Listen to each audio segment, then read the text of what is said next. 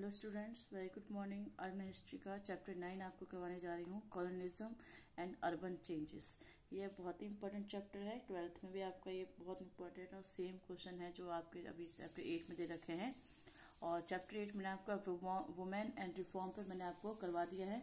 और आज मैं आपको इसके very short answer type question करवा रही हूँ, कॉलोनिज्म एंड अर्बन चेंजेस का हिस्ट्री का चैप्टर 9। बहुत ही इंपॉर्टेंट चैप्टर है, बहुत ही अच्छा चैप्टर है। चलिए इसके कुछ आंसर देखते हैं। On which hills was the city of New Delhi built. New Delhi आपका कौन से हिल पे बना है? तो ये रायसीना हिल। ठीक, तो इसका आंसर है आपका रायसीना हिल। व्हाट इज अ दरगाह? दरगाह क्या होती है? द टॉम्ब ऑफ ए सूफी संत। किसी सूफी संत के ही कब्र जो होता है उनको दरगाह कहा जाता है। Question number 3, how many years did it take to build the city of New Delhi? New Delhi को बनाने में कितने साल लगे? वो है 17 ईयर्स। क्वेश्चन नंबर 4, एक South Indian name any temple city of South India and a port city of Mughal India on the western coast. ठीक, तो कोई भी तो एक साउथ में तो थंजावुर है और कांचीपुरम है और महाबलीपुरम है। ठीक, और वैसे मैंने आपको एक ही पूछा तो मैंने आपको बता दिया। और इसमें वेस्टर्न कोस्ट में आपको बता देना सूरत पोर्ट। ठीक, उसके बाद question number 5, what is meant by urbanization? Give some names of the present day urbanized cities. तो इसमें आपका है the process by which more and more people begin to reside in town and cities. और Mumbai, Delhi, Chandigarh, Assam urbanize cities of India. तो जब बहुत सारे लोग एक जगह रहने लगते हैं उस शहर के आसपास तो वो आपका अर्बनाइजेशन हो जाता है। और जैसे दिल्ली, चंडीगढ़ की कुछ आपके इम्पोर्टेंट्स अर्बन सिटीज हैं, कलकत्ता है, आपका मुंबई है। ठीक, question number 6, write the name of 3 presidency city of India in the late 18th century. 18th century में कौन से वो मुख्य शहर थे, प्रेसिडेंसी सिटीज थी? तो वह है कलकत्ता, बॉम्बे और Madras. What is deurbanisation? Give example. Deurbanisation क्या होता है, उसके एग्जाम्पल दीजिए। तो ये है आपका old trading centres and ports could not survive when the flow of trade moved to new centers. Similarly, earlier centers of regional power collapsed when local rulers were defeated by the British and new centers of administration emerged. This process is often described as de-urbanization. Example, Surat, Srirangpatnam, etc. तो जो पुराने जो trading centre है और ports हैं वो जो आगे सरवाइव नहीं कर पाते क्योंकि वहां से कहीं ट्रेड कहीं और शिफ्ट हो जाता है तो लोग भी वहीं चले जाते हैं for better education, better jobs वगैरह के लिए। तो वो सिटी जो है इमर्ज्ड हो जाती है और पुरानी सिटी जो है कोलैप्स्ड हो जाती है। ठीक, तो उसी को डी अर्बनाइजेशन कहते हैं। जैसे कि सूरत जो है बाद में डिक्लाइन हो गया था क्योंकि सब लोग उसका जो है अहमदाबाद में या मुंबई पोर्ट में शिफ्ट हो गया था। श्रीरंगपट्टनम एग्जाम्पल है। उसके बाद है short answer type question. Question number 1, describe the meaning and nature of the colonial state. Colonial state कैसा होता है? तो मीनिंग मतलब colonial state mean the assumption of sovereignty of a country और by a foreign policy. Colonial means जब कोई foreign country किसी और अपने छोटे कंट्री को सबजुगेट कर लेती है, एजम्पशन सॉवरेनिटी उसको प्राप्त कर लेती है। सॉवरेनिटी यानी कि उसको पावर मिल गया टू उनको इंडिपेंडेंट गवर्न करने का। ठीक है, तो कोई फॉरेन पॉलिसी के थ्रू, ठीक है, फॉरेन कंट्री को ही आके जब दूसरे पे कंट्री पे कब्जा कर लेती है तो उसको हम कॉलोनियल कहते हैं, कॉलोनियल स्टेट। उसके बाद नेचर, इसमें होता क्या है कॉलोनियल में?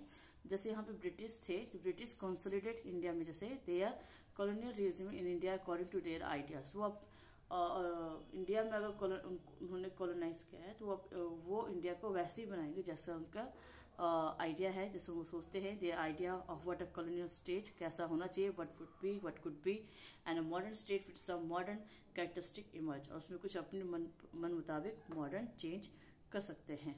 The colonial state had a monopoly. ठीक है, कॉलोनियल में होता है कि मोनोपोली मिल जाता है फोर्स करने का, फोर्स लगा सकते हैं। सेंट्रलाइज एडमिनिस्ट्रेशन होता है for tax collection, centralise legal system and professional staff of administration and bureaucrats and clearly defined territories boundaries. ठीक है, एक ऐसा ये कॉलोनियल स्टेट का होता है नेचर में।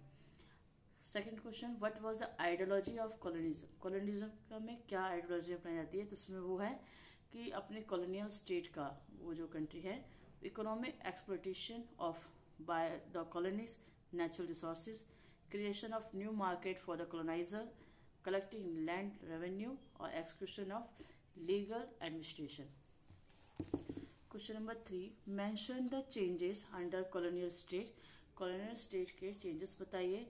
तो वो है the control over financial resources through taxation. ठीक, तो फाइनेंशियल रिसोर्सेज के थ्रू उन पे और उनके रिसोर्सेज पे कंट्रोल करना।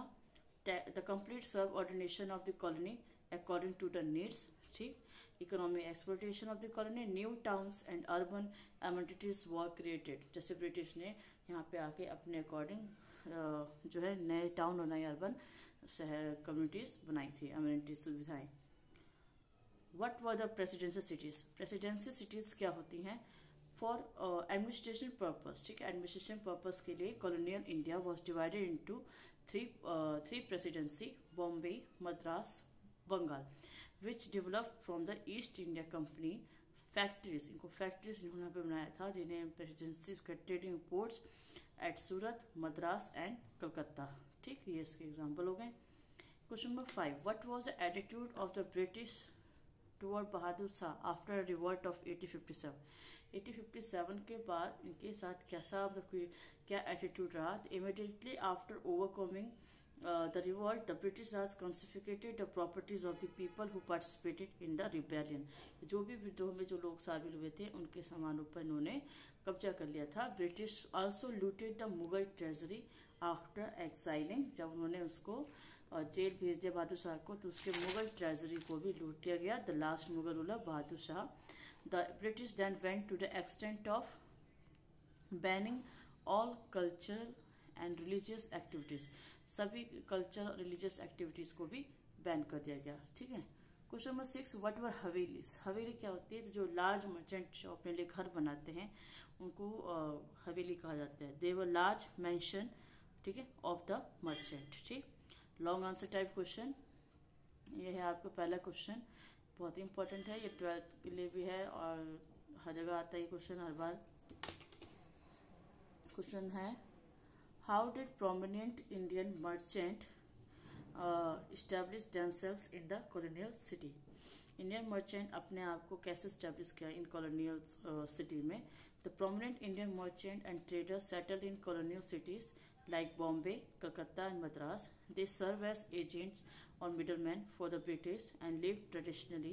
ठीक, तो वो जो है मिडलमैन की तरह उनके लिए काम करने लगे for the British and the traditionally built courtyard house in the Black Town। वो Black Town की तरफ रहते थे। They centered over large tract of land in these cities and heavily made investment for the future।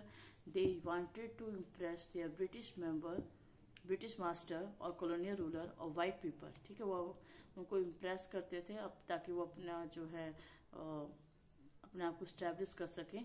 ठीक, living in white towns by lavish parties during festivals reason and build temples to establish their supremacy and prestige in society. ठीक, तो second question, examine how concern of defence and health gave shape to Kolkata.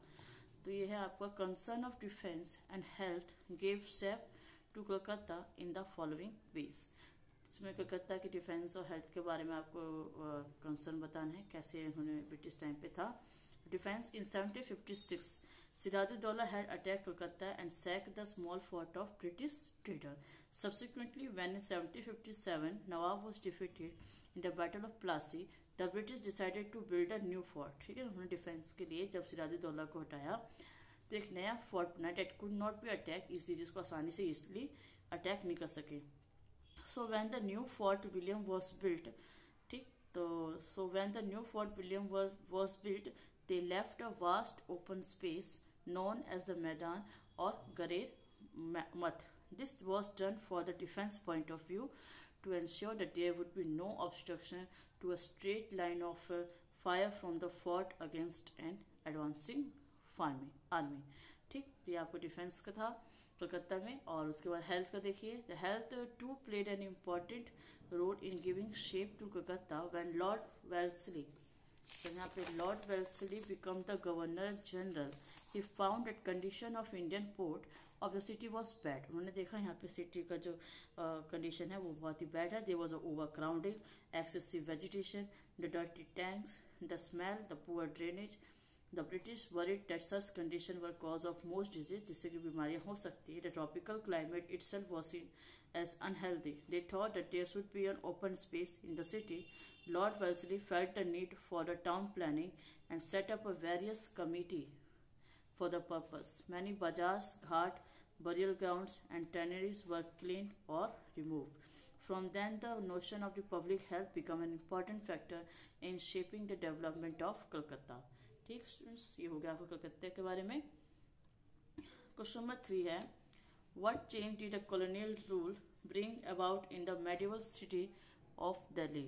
तो क्या colonial rule के में क्या क्या जो था यहाँ पे दिल्ली में क्या क्या चेंजेस किए गए? तो in Delhi the white people live along with the wealthier Indians of the city, unlike Bombay and Madras where there were separated living space for white and black.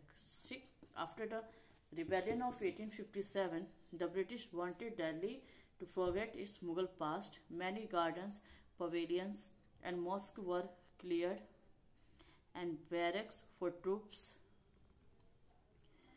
were built in their place. Walls of the city were broken to establish railway lines and allow the city to expand beyond the walls.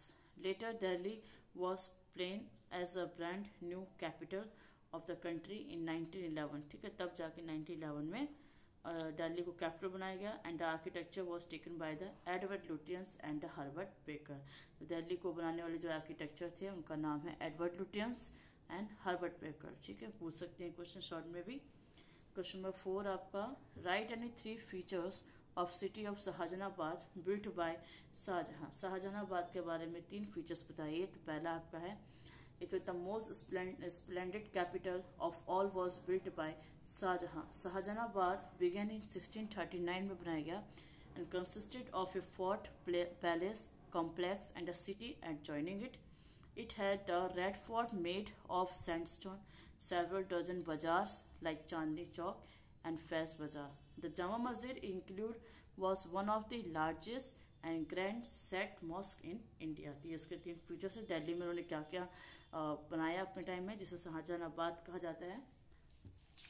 Last question देखिए, question number 5, explain the term colonialism and colonial rule. Colonialism is the ideology which favors and believe in colonial strengthening in any way, at times political, economic, social domination of an imperial power is called a colonialism. ठीक है, तो colonialism एक ऐसी विचारधारा, एक ऐसी ideology जो ये बिलीव करती है कॉलोनियल स्ट्रेंथिंग में किसी भी तरह से उस समय में पॉलिटिकल, इकोनॉमिकल को सोशल हर तरह से डोमिनेट करना, ठीक है, बाय इंपीरियल पावर। ठीक, तो जो फॉरेन पावर थी तो किसी और कंट्री को हर तरीके से सोशल, पॉलिटिकल, इकोनॉमिक डोमिनेट करना कॉलोनिज्म कहलाता है। सेकंड है the rule of government pertaining to a colony is usually called a colonial power.